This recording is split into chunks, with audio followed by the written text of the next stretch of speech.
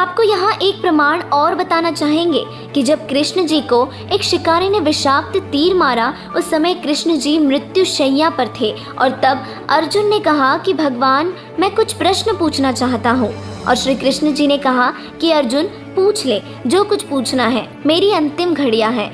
अर्जुन ने आंखों में आंसू भरकर कहा कि प्रभु, बुरा न मानना, जब आपने पवित्र गीता जी का ज्ञान कहा था, उस समय मैं युद्ध करने से मना कर रहा था और आपने कहा था कि अर्जुन, तेरे दोनों हाथों में लड्डू है, यदि युद्ध में मारा गया तो स्वर्ग को प्राप्त होगा और यदि विजयी हुआ तो पृथ्वी का राज्य भोगेगा तथा तुम्हें कोई पाप भी नहीं लगेगा। हमने आप ही की देख रेख व आज्ञा अनुसार युद्ध किया। प्रमाण के लिए देखिए पवित्र गीता जी के अध्याय 2 श्लोक 37 और 38 में। हे भगवान, हमारे तो एक हाथ में भी लड्डू नहीं रहा, ना तो युद्ध में मरकर स्वर्ग प्राप्ति हुई तथा अब राज्य त्यागने का आदेश आप दे रहे हैं और ना ही पृथ्वी के राज्य का आनंद ले पाए। ऐसा छल युक्त व्यवहार करने में आपका क्या हित था?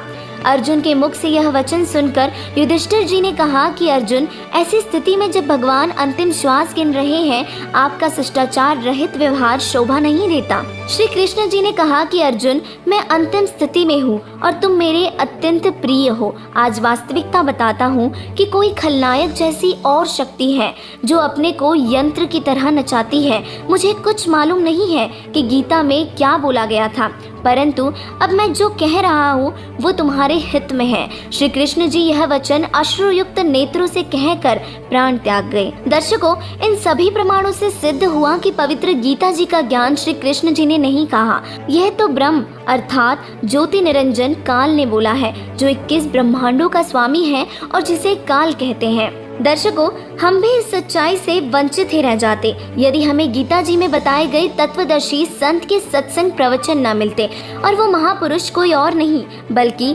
जगत गुरु तत्वदर्शी संत रामपाल जी महाराज जी ही है। अतः आप सभी से हमारी प्रार्थना है कि आप सब भी संत रामपाल जी महाराज जी के सत्संग प्रवचन सुनिए और उन्हें शास्त्रों से मिलान करके देखिए।